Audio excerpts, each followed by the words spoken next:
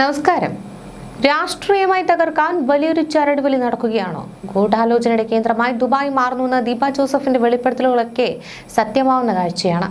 ഒന്നല്ല, രണ്ടല്ല, 3 കേസുകൾ ഒന്നിനു പുറകെ ഒന്നായി രാഹുലിനെതിരെ കെട്ടിച്ചമയ്ക്കപ്പെട്ടപ്പോൾ അതിന് പിന്നിലെ മാസ്റ്റർ ബ്രെയിൻ ആരുടേതാണ്? നീതിപീഠത്തിൽ പൂർണ്ണ വിശ്വാസം അർപ്പിച്ചുകൊണ്ട് രാഹുൽ നടത്തുന്ന ഈ പോരാട്ടത്തിന്റെ സത്യമെന്ത്? രാഹുലിന്റെ ആ ഫോണിനെ എന്തിനാണ് മറ്റുള്ളവർ ഭയക്കുന്നത്? ക്രൈംബ്രാഞ്ച് ചോദ്യം ചെയ്യലിൽ ഇപ്പോൾ പ്രധാന ചർച്ച രാഹുലിന്റെ മൊബൈൽ ഫോണാണ്. തന്റെ സ്വകാര്യത സംരക്ഷിക്കുവാൻ ഏതൊരു പൗരനുമുള്ള അവകാശം രാഹുലും ഉയർത്തിപ്പിടിക്കുന്നു. 3-ാം കേസിൽ അറസ്റ്റിലായപ്പോൾ പോലും തന്റെ പാസ്വേഡ് വിട്ടു നൽകുവാൻ അദ്ദേഹം തയ്യാറായിരുന്നില്ല. കാരണം ആ ഫോണിൽ തെളിവുകൾ നശിപ്പിക്കപ്പെടുവാനോ അല്ലെങ്കിൽ രാഷ്ട്രീയമായി ദുരുപയോഗം ചെയ്യപ്പെടുവാനോ ഉള്ള സാധ്യത ഉണ്ടെന്ന് രാഹുലിന്റെ അഭിഭാഷകൻ തന്നെ കോടതിയിൽ ചൂണ്ടിക്കാട്ടിയിരുന്നു. ഹൈക്കോടതി നിർദ്ദേശപ്രകാരം അദ്ദേഹം അന്വേഷണ ഉദ്യോഗസ്ഥർക്ക് മുന്നിൽ ഹാജരായി. എന്നാൽ രാഷ്ട്രീയ പകപോക്കലിന് തന്റെ ഫോൺ വിട്ടു നൽകില്ല എന്ന ഉറച്ച നിലപാടിലാണ് രാഹുൽ. അതിജീവിത പറയുന്ന നിർണായക തെളിവുകൾ ഫോണിലുണ്ടെന്ന വാദം വെറും കെട്ടുകഥയാണോ അതോ രാഹുലിനെ കുടുക്കുവാൻ ഒരുക്കിയ കെണിയാണോ എന്നാണ് വരും ദിവസങ്ങളിൽ വ്യക്തമാവുക. ദുബായിൽ ഇരുന്ന് രാഹുലിനെതിരെ ഒരു വലിയ ഗൂഢാലോചന നടക്കുന്നുവെന്ന അഭിഭാഷക ദീപ ഒരു പോസ്റ്റ് ഒക്കെ ഇട്ടിരുന്നു. അത് വെറുതെ ഒന്നുമല്ല. രാഹുലിന്റെ വളർച്ചയിൽ ഭയപ്പെട്ട ചില കേന്ദ്രങ്ങൾ വിദേശ മണ്ണിലിരുന്ന് തിരക്കഥ മെനയുകയാണ്. 3 കേസുകളും ഒരു ഗൂഢാലോചനയുടെ ഭാഗമാണോ? രാഹുലിനെ സ്നേഹിക്കുന്നവർ ചോദിക്കുന്നത് ഇതാണ്. ദുബായ്ക്കാരിയായ ദീപ സൂചിപ്പിക്കുന്ന ആ ഗൂഢാലോചനാ സംഘം ആരാണ്? അവർ ലക്ഷ്യം വെക്കുന്നത് രാഹുലിന്റെ രാഷ്ട്രീയ ഭാവിയാണോ? ഈ പോസ്റ്റ് സൂചിപ്പിക്കുന്നത് പോലെ രാഹുലിനെ കുടുക്കാൻ കൃത്യമായി പ്ലാനിംഗ് നടക്കുന്നുണ്ട് എന്നതിന് ഈ കേസുകളൊക്കെ തന്നെ തെളിവാണ്. എന്തുകൊണ്ടാണ് ഇത്രയധികം കേസുകൾ? രാഹുൽ മാങ്കൂട്ടത്തിൽ എന്ന യുവ നേതാവ് നിയമസഭയിലും പുറത്തും സർക്കാരിനെതിരെ ഉയർത്തുന്ന ശബ്ദം അടിച്ചമർത്തുവാനാണ് ഈ നീക്കങ്ങളെന്ന് രാഷ്ട്രീയ നിരീക്ഷകർ കരുതുന്നു. പീഡന പരാതികൾ എന്ന വൈകാരിക വിഷയം ഉയർത്തിക്കൊണ്ടുവന്നാൽ രാഹുലിനെ തളർത്താമെന്ന കണക്കുകൂട്ടലിലാണ് എതിരാളികൾ. എന്നാൽ ഈ അടവുകൾ കണ്ട് തളരാനല്ല, നിയമപരമായി നേരിടുവാൻ തന്നെയാണ് രാഹുലിന്റെ തീരുമാനം. അന്വേഷണത്തോട് സഹകരിക്കുമ്പോൾ തന്നെ തന്റെ അവകാശങ്ങൾ വിട്ടുകൊടുക്കുവാൻ അദ്ദേഹം തയ്യാറല്ല. വേട്ടയാടൽ തുടരുകയാണ്. പക്ഷേ ജനപിന്തുണയും കോടതിയിലെ സത്യസന്ധമായ നിലപാടുകളും രാഹുലിന് കരുത്താവുന്നുണ്ട്. ദീപ ജോസഫ് പറഞ്ഞതുപോലെ ഈ ഗൂഢാലോചനകൾ പലയിടത്തു നിന്നും വരാം. പക്ഷേ സത്യം എന്തായാലും ജയിക്കും. രാഹുലിന്റെ ഫോണിലെ നിർണായകമായ ആ കാര്യങ്ങൾ എന്താണെന്ന് കാലം തെളിയിക്കും. കഴിഞ്ഞ ദിവസം 9 മണിക്കൂറോളം നീണ്ട മാരത്തൺ ചോദ്യം ചെയ്യൽ. രാവിലെ മുതൽ വൈകിട്ട് 4 മണി വരെ ക്രൈംബ്രാഞ്ച് ഉദ്യോഗസ്ഥർ ചോദ്യങ്ങൾ കൊണ്ട് രാഹുലിനെ വളഞ്ഞു. ഒടുവിൽ വൈദ്യപരിശോധന കഴിഞ്ഞ് അദ്ദേഹം പുറത്തേക്ക് വന്നപ്പോൾ എതിരാളികൾ പ്രചരിപ്പിച്ചത് ഒന്നാണ്: രാഹുൽ സഹകരിക്കുന്നില്ല. എന്നാൽ എന്താണ് ഇതിന് പിന്നിലെ സത്യാവസ്ഥ? രാഹുൽ മാങ്കൂട്ടത്തിൽ എന്ന യുവ നേതാവ് എന്തിനാണ് തന്റെ ഫോൺ കൈമാറുവാൻ വിസമ്മതിക്കുന്നത്?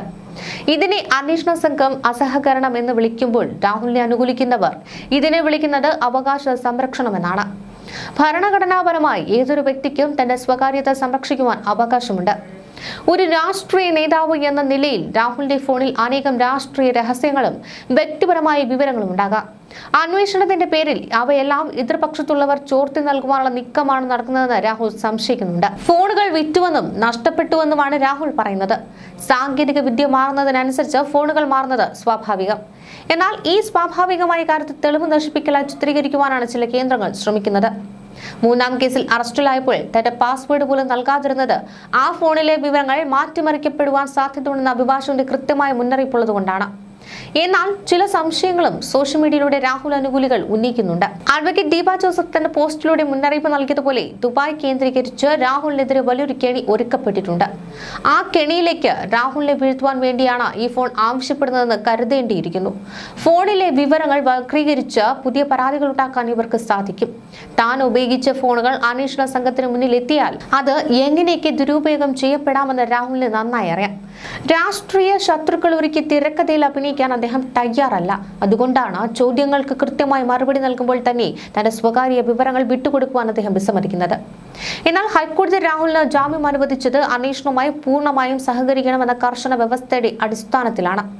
ഹൈക്കോടതി നിർദ്ദേശിച്ച പ്രധാന തെളിവായ ഫോൺ കൈമാറാത്തത് ജാമ്യ വ്യവസ്ഥയുടെ ലംഘനമായി ചിലപ്പോൾ കണക്കാക്കാം. ഇത് ചൂണ്ടിക്കാട്ടി അന്വേഷണ സംഘം കോടതിയെ സമീപിച്ചാൽ അനുവദിച്ച ജാമ്യം റദ്ദാക്കപ്പെടുവാനും രാഹുൽ വീണ്ടും റിമാൻഡിലാകുവാനും സാധ്യതയുണ്ട്. ഫോൺ വിറ്റുപോയി അല്ലെങ്കിൽ നഷ്ടപ്പെട്ടു എന്ന രാഹുലിന്റെ മറുപടി കോടതിക്ക് ബോധ്യപ്പെട്ടില്ലെങ്കിൽ അത് മനഃപൂർവ്വം തെളിവ് നശിപ്പിക്കുവാനുള്ള ശ്രമമായി കാണുവാൻ ഇടയുണ്ട്. കേസിൽ നിർണായകമായ ഡിജിറ്റൽ തെളിവുകൾ ഇല്ലാതാക്കാൻ ശ്രമിച്ചു എന്നത് അദ്ദേഹത്തിനെതിരായുള്ള കുറ്റപത്രം ശക്തമാക്കുവാൻ പോലീസിനെ സഹായിക്കും. പ്രതി അന്വേഷണവുമായി സഹകരിക്കുന്നില്ല എന്ന് ക്രൈംബ്രാഞ്ച് കോടതിയിൽ റിപ്പോർട്ട് നൽകും.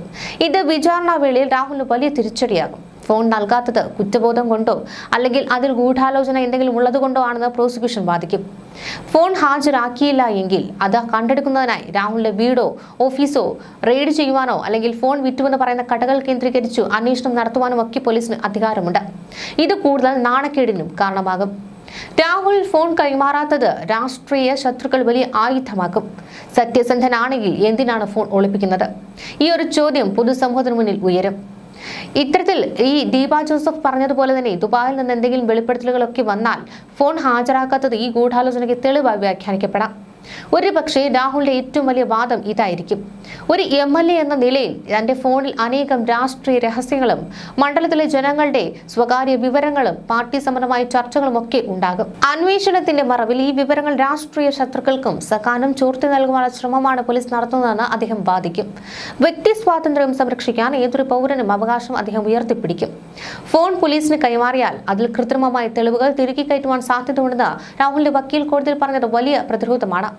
പാസ്വേഡ് നൽകിയാൽ ഫോണിലെ വിവരങ്ങൾ മാറ്റിമറിക്കപ്പെടുമെന്ന ഭയമുള്ളതിനാൽ ഒരു നിഷ്പക്ഷ നിരീക്ഷകന്റെയോ കോടതിയുടെയോ സാന്നിധ്യത്തിൽ മാത്രമേ തെളിവുകൾ പരിശോധിക്കാവൂ എന്ന് അദ്ദേഹം ആവശ്യപ്പെടാം.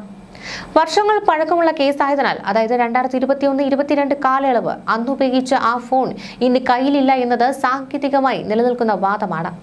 ഫോൺ വിറ്റു അല്ലെങ്കിൽ നഷ്ടപ്പെട്ടു എന്നത് തെളിവ് നശിപ്പിക്കലല്ല, മറിച്ച് സ്വാഭാവികമായ കാര്യമാണെന്ന് അദ്ദേഹം കോടതിയിൽ വാദിക്കും. ഇതിന്റെ രേഖകളോ തെളിവുകളോ ഹാജരാക്കാൻ അദ്ദേഹത്തിന് സാധിച്ചാൽ പോലീസിന്റെ വാദം ദുർബലപ്പെടും. തന്നെ വ്യക്തിപരമായി തകർക്കാൻ സാധിക്കാത്തതുകൊണ്ട് കുടുംബത്തെയും സ്വകാര്യതയും ആക്രമിക്കുന്നുവെന്ന വൈകാരികമായ പ്രതിരോധം അദ്ദേഹം ഉയർത്തും. ഗൂഢാലോചനയുടെ ഭാഗമായാണ് ഈ കേസുകളെല്ലാം കെട്ടിച്ചമച്ചതെന്ന് ജനങ്ങളെ ബോധ്യപ്പെടുത്തുവാൻ അദ്ദേഹം ശ്രമിക്കും. തുടർച്ചയായ 3 കേസുകൾ ഒരേ സമയം വരുന്നത് ഇതിന് തെളിവായി അദ്ദേഹം ചൂണ്ടിക്കാട്ടും. ഫോൺ ഇല്ല എങ്കിലും തന്റെ നിരപരാധിത്വം തെളിയിക്കുവാൻ മറ്റു വഴികൾ, ഉദാഹരണത്തിന് tower location, Google map history അല്ലെങ്കിൽ മറ്റു സാക്ഷികൾ രാഹുൽ ഹാജരാക്കിയേക്കാം. പീഡനം നടന്നു എന്ന് പറയുന്ന സമയത്ത് താൻ മറ്റൊരിടത്തായിരുന്നു എന്ന് തെളിയിക്കുന്ന അലിബി ഹാജരാക്കുന്നത് ശക്തമായ പ്രതിരോധമായിരിക്കും. രാഹുൽ ഫോൺ നൽകാത്തത് കുറ്റബോധം കൊണ്ടല്ല, മറിച്ച് തന്റെ രാഷ്ട്രീയ നിലനിൽപ്പിന് വേണ്ടിയുള്ള പോരാട്ടമാണ്. പ്ലാൻ ചെയ്യപ്പെടുന്ന തെളിവുകൾക്ക് മുന്നിൽ തല കുനിക്കുവാൻ അദ്ദേഹം തയ്യാറല്ല. രാഹുൽ മാങ്കൂട്ടത്തിൽ എന്ന രാഷ്ട്രീയ തന്ത്രജ്ഞന്റെ നീക്കങ്ങൾ കണ്ട് പകച്ചു നിൽക്കുകയാണ് അന്വേഷണ സംഘം. ഫോൺ നൽകാൻ വിസമ്മതിക്കുന്നതിലൂടെ രാഹുൽ ലക്ഷ്യം വെക്കുന്നത് പരാതിക്കാരുടെ ആരോപണങ്ങളുടെ മുനയൊടിക്കാനാണ്. 3 പീഡന പരാതികളിലും ആരോപണങ്ങൾ നിലനിൽക്കുന്നത് ഡിജിറ്റൽ തെളിവുകളിലാണ്. എന്നാൽ തന്റെ ഫോൺ വിട്ടു നൽകില്ല എന്ന ഉറച്ച നിലപാടിലൂടെ പരാതിക്കാരുടെ വാദങ്ങളെ പ്രതിരോധത്തിലാക്കുവാൻ രാഹുലിന് സാധിക്കും. പരാതിക്കാർ നൽകുന്ന ചാറ്റുകളോ രേഖകളോ മാത്രം വെച്ച് രാഹുലിനെ കുറ്റക്കാരനാക്കാൻ കഴിയില്ല. ഫോൺ കൈമാറിയാൽ അതിൽ കൃത്രിമ തെളിവുകൾ ചേർക്കപ്പെടുവാൻ സാധ്യതയുണ്ടെന്ന രാഹുലിന്റെ വാദം പരാതിക്കാരുടെ വിശ്വാസ്യതയെയാണ് ചോദ്യം ചെയ്യുന്നത്.